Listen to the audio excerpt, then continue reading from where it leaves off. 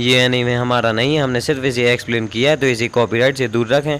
Episode शुरू होता है, मैं गैतो दिखाया जाता है जो कि अपने ड्रैगन से तोजी पर अटैक कर देता है। वहाँ पर काफी सारी जगह डिस्ट्रॉय हो जाती है और उसे अपने मुंह में दबा के भागने लगता है, लेकिन तोजी फिर भी गैतो पर गन से फायर करता है और गैतो अपने कर से उन बुलेट को रोक लेता है और गैतो काफी लंबी जंप मारता है और वो अपने ड्रैगन के पास में पहुंच जाता है, लेकिन वो देखता है तोजी ऊपर ठीक ठाक खड़ा होता है और तोजी ऊपर ही चलने लगता है और वो कहता है तारों के कपड़े और फॉरबिडन बोल्ट और छपाने वाले बैरियर का यूज करो, इसीलिए वे प्रवेश द्वारों पर गार्ड नहीं रख सकते जब तक आप जानते हैं कि दरवाजे कहाँ हैं। ये होल्स से भरे हुए हैं और साल के इस समय में सॉर्सरर व्यस्त रहते हैं और जो ये समय फ्लाइंग हेड से भरा हुआ है और बाहर बिल्कुल कियोस है और मेरे पास कोई कर्ज एनर्जी नहीं है, तो मैं इनविजिबल मैन की तरह हूँ। हालांकि एक प्रॉब्लम थी, यदि मैं कर्ज टूल का यूज करता हूँ इससे निकलने वाली कर्ज एनर्जी मुझे इनविजिबल मैन बनने से रोकती है। फिर गए तो अपने हाथ से गन का साइन बना के तोजी पर काफी सारी फायर करता है, लेकिन तोजी उसके पीछे आ जाता है और वो कहता है देखो मैं एक कर्ज स्प्रेड रखता हूँ जो चारों ओर ऑब्जेक्ट को स्टोर करने में सक्षम, इसीलिए मैं जब घूम रहा होता हूँ तो आमतौर पर सारे कर्ज टूल इसके अंदर डाल देता हूँ। फिर तोजी अपने मुंह में से कर्ज स्प्रेड निकाल लेता है और वो कहता है इसीलिए मैं कर्ज स्प्रेड को छोटा कर देता हूँ जब तक कि वो मेरे शरीर के अंदर फिट ना हो जाए और फिर मैं उसे अपने पेट के अंदर रख लेता हूँ। आखिरकार इनविजिबल मैन की ऑर्गन्स भी इनविजिबल होते हैं, है ना। इसी तरह मैं किसी बैरियर से पार पाने में सक्षम हूँ, जबकि अभी मेरे पास सभी प्रकार के कर्ज टूल हैं। यही कारण है कि मैंने पहले किसी कर्ज टूल का यूज नहीं किया और सेक्साई पर सरप्राइज अटैक किया और मैं इनविजिबल ना होता तो यही सब व्यर्थ था और मैं पहले स्टार प्लाज्मा बेजेल को मार सकता था, लेकिन सेक्साई का मुझे देखने का जोखिम था। फिर गया तो कहता तुम्हारे पास हेवनली पैक्ट है ना, मैं इसके बारे में खुलासा करने वाली इंफॉर्मेशन जानता हूँ और तुम्हारी क्षमता उसकी मौलिक शक्ति को बढ़ा देती है, बिल्कुल एक सॉर्सरर की तरह, और ये वो नहीं है जो मैं जानना चाहता हूँ। और तुम्हें कैसे पता चला कि कौन सी दरवाजे टॉम ऑफ स्टार की तरफ जाते हैं? हमने तो रत्ती भर भी अवशेष नहीं छोड़ा। तो तोजी कहता है ह्यूमन अवशेषों के अलावा बहुत सारे निशान छोड़ते हैं, जैसे गंध और पैरों के निशान वगैरह, और मेरा पैक्ट सभी 5 सेंसर को ही बढ़ाता है। और क्या तो कहता है यहाँ रास्ते में एक वूमन और होनी चाहिए थी, उसे क्या हुआ? तो तोजी कहता अच्छा वो मेड, वह तो शायद मर चुकी है। हालांकि मुझे इसकी परवाह नहीं थी वो जिंदा रहे या मरे। और फिर गया तो अपने ड्रैगन से तोजी पर अटैक कर देता है, लेकिन तोजी अपनी शॉट से उसे रोक लेता है और वो ड्रैगन तोजी को काफी ऊपर ले जाने लगता है। फिर गया तो उस पर काफी सारी एनर्जी अटैक करता है। फिर तोजी अपनी शॉट से काफी हैवी अटैक करता है और फिर तोजी काफी लंबी जंप मार के घर के ऊपर आ जाता है, लेकिन तभी वहाँ पर गैतो का काफी बड़ा कर्ज आ जाता है और वो तोजी पर अटैक करता है, लेकिन तोजी उसे डॉज करके एक लंबी जंप मारता है और ऊपर आ जाता है। और गैतो अपनी कर्ज स्पीड से तोजी पर काफी सारे अटैक कर रहा होता है, लेकिन तोजी काफी खतरनाक तरीके से उन सभी को डॉज कर रहा होता है और तोजी काफी लंबी जंप मारता है और उस ड्रैगन पर अपनी शॉट से अटैक कर देता है और उस ड्रैगन को 2 हिस्सों में बांट देता है। तो गैतो कहता है रेनो ड्रैगन सबसे टफ था और तोजी गैतो के ही पास में आ जाता है और जब वो ड्रैगन नीचे गिरता है तो काफी सारा एरिया तबाह हो जाता है, लेकिन तभी वहाँ पर गैतो की दूसरी कर्ज स्प्लिट एक डोमेन बना लेती है। तो तोजी कहता है एक सैंपल डोमेन तैनात करती है और जब तक मैं इसके क्वेश्चन का आंसर नहीं देता तब तक वो हम दोनों पर अहिंसा लागू करती है। फिर भी मैं बाहर आऊंगा और मैं कहूंगा तुम मेरी तरह नहीं हो, लेकिन तभी तोजी के कान में से खून बहने लगता है और तोजी के आसपास काफी सारे कैंची जैसे हथियार होते हैं, लेकिन तोजी अपने कर्ज में से एक ब्लेड निकालता है और वो वहाँ पर काफी स्पीड में अटैक करता है, उस डोमेन ही को डिस्ट्रॉय कर देता है। लेकिन तभी गया तो तोजी का कर्ज अब्जॉर्ब करने लगता है और गया तो कहता है कर्ज मैनिपुलेशन, और ये एक ऐसी टेक्निक है जो मुझे कर्ज स्पीड को अब्जॉर्ब करने देती है और जिन्होंने सरेंडर कर दिया और स्वतंत्र रूप से उन्हें हेर फेर करते हैं, और यदि हमारे लेवलों में मोटे तौर पर 2 ग्रेड का अंतर है तो मैं उनसे सबमिट करना छोड़ देता हूँ और उन्हें बिना शर्त के अब्जॉर्ब करूँ। और उसकी कर्ज स्पीड में एक अणु की क्षमता हो सकती है, लेकिन वो खुद उतनी मजबूत नहीं है और मैं उसे अब्जॉर्ब करता हूँ तो मैं उसकी आर्मरी को लॉक कर दूंगा, लेकिन गया तो उसे छू ही नहीं पाता है। और तभी तोजी अपना वेपन ऊपर फेंकता है और वो अपने कर्ज में से दूसरी ब्लेड निकाल लेता है और तोजी गैतो की चेस्ट पर काफी सारी अटैक करता है और गैतो की चेस्ट में से काफी सारा खून बहने लगता है और तोजी गैतो में एक किक मारता है, उसे दूर फेंक देता है और हमें दिखाया जाता है वहाँ पर काफी सारा एरिया डिस्ट्रॉय हो जाता है। और फिर हमें दिखाया जाता है गैतो नीचे डला होता है तो तोजी कहता है कि मैंने तुम्हें इतनी बुरी तरह नहीं काटा कि तुम्हें मार डाल, यदि मैं शिकिगामी यूजर होता तो तुम्हें मार डालता, लेकिन ये कर्ज मैनिपुलेशन है और ये नहीं कहा जा सकता कि मरने के बाद तुम्हारे द्वारा निकली गई कर्ज स्पीड का क्या होगा। और मैं यहाँ पर एक्स्ट्रा ट्रबल से बचना चाहूंगा और तुम्हें माता पिता का आशीर्वाद प्राप्त है। और तोजी गैतो के सिर में एक किक मारता है और वो कहता तुम सभी को मेरी जैसे बंदर ने पीटा जो कर्ज टेक्निक भी यूज नहीं कर सकता, और अगर आप लंबी लाइफ जीना चाहते हैं तो इसे कभी ना भूलें। लेकिन तभी तोजी कहता है मैं तो भूल ही गया, मैंने उसका नाम मीगुमी रखा। फिर सीन शिफ्ट होता है, हमें स्टार रिलीजियस ग्रुप का हेडक्वार्टर दिखाया जाता है और हमें एक आदमी दिखाया जाता है जो कि एक ब्लैंकेट बिछाता है और तोजी का कर्ज रिको की बॉडी को उस पर निकाल के रख देता है और वो कहता है स्टार प्लाज्मा विजल रिको अमनाई की लाश। और वो आदमी कहता है चारों अंग सुरक्षित हैं और वो कहता है जैसा कि हमने चर्चा की थी कि हम आपकी पेमेंट जारी कर देंगे और वो कहता है मैं बोनस भी दूंगा। तो तोजी कहता है थैंक यू फाउंडर, और आप बहुत उदार हैं। तो तोजी का साथ वाला कहता है वो फाउंडर नहीं है और वो कहता है मैं ये जानता हूँ कि यह एक आवश्यक खर्च था, लेकिन आपने पहले ही हमारी बहुत मदद की है और मुझे लगा कि आप कुछ और शिकायत करेंगे। तो आदमी कहता है हमने आपको हत्या के लिए यह सोच कर हायर किया था कि ये फेल हो जाएगा और हमारे स्टार रिलीजियस ग्रुप की स्थापना नारा युग में हुई थी और जब टेंगन सामा ने उपदेश देना शुरू किया नैतिक आधार के बारे में जुजुत्सु सॉर्सरर की बौद्ध धर्म के रूप में अल्पसंख्यक पूरे जापान में फैल गया और जुजुत्सु समाज और धार्मिक निगम एक दूसरे के विपरीत है। उस तनाव ने ही जन्म दिया है हमारे आधुनिक स्टार धार्मिक समूह टामे बेसल एसोसिएशन। यही कारण है कि हमने खुद को नॉन सॉर्सरर के रूप में समर्पित कर दिया और जुजुत्सु सॉर्सरर को कानून के ऊपर कई विशेष अधिकार दिए गए हैं। उन्होंने अभी भी नॉन सॉर्सरर पर हाथ उठाने की बुनियादी तौर पर मना है और हमारा स्टार धार्मिक समूह विकसित हुआ है। और फिर वो आदमी रिको को उस ब्लैंकेट में लपेट देता है और वो कहता है यदि हमारे विश्वासियों ने हमें बस आराम से बैठकर आत्मसात होते हुए देखा तो हमारा संघ टूट जाएगा और फिर भी हमने ज्यादा कार्रवाई की तो जुजुत्सु सॉर्सरर हमें कुचल देंगे और हमने सोचा कि हम सब कुछ खोने जा रहे हैं और अब हमारे पास ये सब है। फिर वो आदमी कहते यदि टेंगन सामा ने कंट्रोल खो दिया तो मानव समाज ढह सकता है और वो कहते यदि हम अपने स्टार के साथ नष्ट हो जाए तो बस इतना ही है। फिर वो आदमी रिको को लेकर वहां से चला जाता है। फिर सीन शिफ्ट होता है, वो दोनों बाहर दिखाए जाते हैं और तोजी कहता है क्या तुम ओकिनावा का जिक्र कर रहे थे जब तुमने कहा उन्होंने हमारी काफी मदद की है और फिर तुमने मेट को क्यों नहीं मारा। और तोजी कहता है हाँ मुझे पता है, मैंने तुमसे कहा था उसे कहीं दूर ले जाओ और किसी समय मार डालो। तोजी के साथ वाला कहता है मुझे इस बात का अच्छा अंदाजा था कि तुम उस समय क्या प्लानिंग बना रहे थे और मैंने फोन किया कि मेट की सफल बचाव से राहत मिली है और असफलता से बड़ा तनाव उसे और अधिक थका देगा और तुम अक्सर कम्युनिकेशन की लाइन को इग्नोर कर देते हो और जो मैं प्लान बना रहा था उसे टाल देते हो है ना। और मुझे खुद पर हंसी आ रही है और आमतौर पर तुम किसी बंदी को ले जाने के लिए एक कार का यूज करोगे और पब्लिक ट्रांसपोर्टेशन में काफी जोखिम होते हैं, लेकिन प्रेसिडेंट के पास अपना प्राइवेट जेट था और अमीर लोग अलग पैमाने पर सोचते हैं। फिर तो जी कहता है अच्छा चलो उनके पैसों से खाएं और मुझे उन रेस्टोरेंट में से एक में ले चलो जिनका यूज तुम क्लाइंट के लिए करते हो। तो कहता है बिल्कुल नहीं, वैसे भी आप किसी लड़की के लिए कभी भुगतान नहीं करते और मैंने पहले ही तय कर लिया है मैं सिर्फ तुम्हें ही देखूंगा या तो काम के लिए या फिर हेल में। और वो वहाँ से चला जाता है। फिर हमें दिखाया जाता है तोजी आ रहा होता है और उसके सामने गोजू खड़ा दिखता है और गोजू अपना निशान बताता है और वो कहता है मैं जिंदा हूँ। तो तोजी कहता है रिवर्स कर्ज टेक्निक और गोजू कहता है जब तुमने मेरी गली पर वार किया था तो मैंने काउंटर अटैक करना छोड़ दिया और अपना सारा ध्यान रिवर्स कर्ज टेक्निक में लगा दिया। और गोजू कहता है कर्ज एनर्जी नेगेटिव एनर्जी है, हालांकि ये बॉडी को बढ़ा सकता है लेकिन इसे रीजनरेट नहीं कर सकता। उस पॉजिटिव एनर्जी को बनाने के लिए उस नेगेटिव एनर्जी को अपने विरुद्ध मल्टीप्लाई करते हैं, यही रिवर्स टेक्निक है। कहना आसान है लेकिन इसे करना कठिन है, अब तक मैं खुद इसे नहीं कर पाया था। और गोजू कहता है और जो एक पर्सन ऐसा कर सकता था उसने क्या कहा मुझे कुछ भी समझ नहीं आया। और गोजू कहता है लेकिन आखिरकार मैंने उसे मौत की कगार पर पहुंचा दिया। कर्ज एनर्जी का ट्रू एसेंस तुम्हारी हारने का यही कारण है कि तुमने मेरा सिर नहीं काटा और क्योंकि जब तुमने मेरे सिर पर वार किया था तब तुमने उस कर्ज टूल का यूज नहीं किया था। और तोजी कहता है मैं हारने जा रहा हूँ लेकिन अभी लड़ाई शुरू हुई है। और तोजी अपना वेपन निकाल लेता है। फिर गोजू काफी जोर से चिल्लाता है और भाई मैं अगर सच बताऊं तो ये गोजू काफी कृपी लग रहा है। फिर तोजी गोजू पर काफी स्पीड से अटैक कर देता है लेकिन गोजू से काफी अच्छे से डॉज कर रहा होता है। और तोजी काफी हैवी अटैक करता है लेकिन गोजू उसके पीछे आ जाता है और वो कहता है रेड और एक छोटी सी रेड बॉल से वो अटैक कर देता है। तो तोजी उसे अपनी शॉट से रोकने की कोशिश करता है लेकिन वो काफी पीछे जाके गिरता है और वो देखता है गोजू हवा में लटका होता है। लेकिन फिर तोजी खड़ा हो जाता है और वो कहता है कोई हड्डी नहीं टूटी, वो शॉकवेव लिमिटलेस का एक अनुप्रयोग था और रिवर्सल कर्ज टेक्निक रेड है और इसीलिए उन्होंने रिवर्स कर्ज टेक्निक से उत्पन्न होने वाली पॉजिटिव एनर्जी को प्रभावित किया। और तोजी उन टेक्निकों के बारे में काफी कुछ बताता है। फिर तोजी अपनी ब्लेड नीचे डालता है और वो अपने कर्ज में से काफी बड़ी चेन निकाल लेता है और वो उसे घुमाने लगता है और वो कहता है मैं सभी चीजों को संभाल सकता हूँ। फिर तोजी काफी स्पीड से अपनी चेन को घुमाता है और वो कहता है मैं तुम्हें मार दूंगा और उस चेन में अपनी ब्लेड फंसा के गोजू पर काफी स्पीड से अटैक करता है लेकिन गोजू से डॉज कर लेता है और वो कहता है सॉरी अमना और मैं तुम पर अभी गुस्सा भी नहीं हूँ। और गोजू कहता है मुझे किसी के प्रति द्वेष नहीं है, ये सिर्फ इतना है कि दुनिया इस समय बहुत अद्भुत लगती है। और फिर गोजू एक अलग पोज में खड़ा हो जाता है और गोजू कहता है हेवन और अर्थ पर केवल मैं ही सम्मानित पर्सन हूँ। फिर गोजू हवा में काफी सारे पत्थर ले आता है और गोजू तोजी से कहता है तुम जेनन क्लैन के सदस्य थे है ना। और तोजी अपनी चीन से गोजू पर अटैक करता है और गोजू कहता है इसीलिए तुम लिमिटलेस टेक्निक के बारे में इतना कुछ जानते हो। और गोजू कहता है हालांकि गोजू क्लैन में भी इसके बारे में बहुत कम लोग ही जानते हैं। फिर गोजू अपनी रेड और ब्लू को कंबाइन करता है और गोजू कहता है पर्पल और वो तोजी पर उससे अटैक अटैक कर देता है और तोजी की चैन वगैरह टूट के वो अटैक उसकी तरफ आ रहा होता है। तो तोजी कहता है समथिंग ऑफ। फिर तोजी कहता है मैं फ्री में कोई भी काम करने से इनकार करता हूँ, आमतौर पर मैंने ऐसा कहा होता और इसे वहाँ से हटा दिया होता। फिर लिमिटलेस टेक्निक का जागृत प्लेयर मेरी आंखों के ठीक सामने था और वो आधुनिक युग का सबसे पावरफुल जुत्सु सॉर्सरर था। मैं उसे रिजेक्ट करना चाहता था और मैं उसे घुटनों पे लाना चाहता था और मैं जुत्सु वर्ल्ड के शिखर को नीचे ले जाना चाहता था और जेनन क्लैन ने मुझे रिजेक्ट कर दिया था और मैंने खुद को पुष्ट करने की कोशिश के लिए खुद को घुमाया। यही वो क्षण था जब मैं हार गया। फिर हमें दिखाया जाता है गोजू के उस अटैक से तोजी की बॉडी का आधा हिस्सा ही खत्म हो गया होता है और फिर हमें दिखाया जाता है उसके हाथ से वो चैन भी छूट जाती है और तोजी अपने इंजर्ड हिस्से को छू के देखता है और वो कहता है मुझे लगा कि तुमने वह अभिमान त्याग दिया है और मुझे लगा कि तुमने अपना या किसी और का सम्मान किए बिना जीना चुना है। फिर गोजू नीचे आता है और वो कहता है कोई आखिरी शब्द। फिर तोजी कहता है अब से 2-3 साल बाद मेरा बच्चा जेनन क्लैन को बेच दिया जाएगा, उससे जो चाहो करो। फिर हमें गैतो दिखाया जाता है उसके पास वही तोजी का कर्ज आता है और वो कहता है मुझे गले लगा लो और फिर गैतो भाग के जाता है और एक गेट खोलता है और हमें दिखाया जाता है वहाँ पर काफी सारे लोग तालियां बजा रहे होते हैं और गोजू रिको को हाथ में लेके आ रहा होता है और वो कहता है तुम्हें देर हो गई। नहीं मुझे लगा तुम यहाँ पर जल्दी आ गए। आखिरकार शहर में कई स्टार रिलीजियस ग्रुप सुविधाएं हैं। फिर गैतो गोजू से कहता है क्या हुआ। फिर गोजू कहता है मैं देख रहा हूँ कि तुमने सुगु को पहले ही देख लिया है। तो गैतो कहता है उसने मुझे हील किया और मैं ठीक हूँ, लेकिन नहीं मेरे सेफ रहने से यहाँ कोई मदद नहीं मिलती। फिर गोजू कहता है मैं बंधा हुआ हूँ और तुम्हारी कोई गलती नहीं है। फिर गैतो कहता है चलो वापस चलें। तो गोजू कहता है क्या हमें इन लोगों को मार देना चाहिए और जिस तरह से मैं अभी महसूस करता हूँ मुझे संदेह है कि मैं इसके बारे में कुछ भी महसूस कर पाऊंगा। तो गैतो कहता है कोई मतलब नहीं, ऐसा लगता है जैसे यहाँ के कॉमन बिलीवर्स हों। हमारी दुनिया के बारे में जानने वाले मास्टरमाइंड शायद पहले ही भाग चुके हैं और बाउंटी के विपरीत वे इससे बाहर निकलने के बारे में बात नहीं कर पाएंगे। ऑर्गेनाइजेशन को शुरू से ही प्रॉब्लम थी और इसे जल्दी ही भंग कर दिया जाएगा। तो गोजू कहता है नो पॉइंट और क्या वास्तव में इसका कोई मतलब होना चाहिए। और यहाँ पर वो लोग अभी भी तालियां बजा रहे होते हैं। तो कहता है ये बहुत इंपॉर्टेंट है कि वहाँ है और स्पेशली जुत्सु सॉर्सरर के लिए। और इसी के साथ ये एपिसोड खत्म हो जाता है। वीडियो को लाइक और चैनल को सब्सक्राइब कर देना।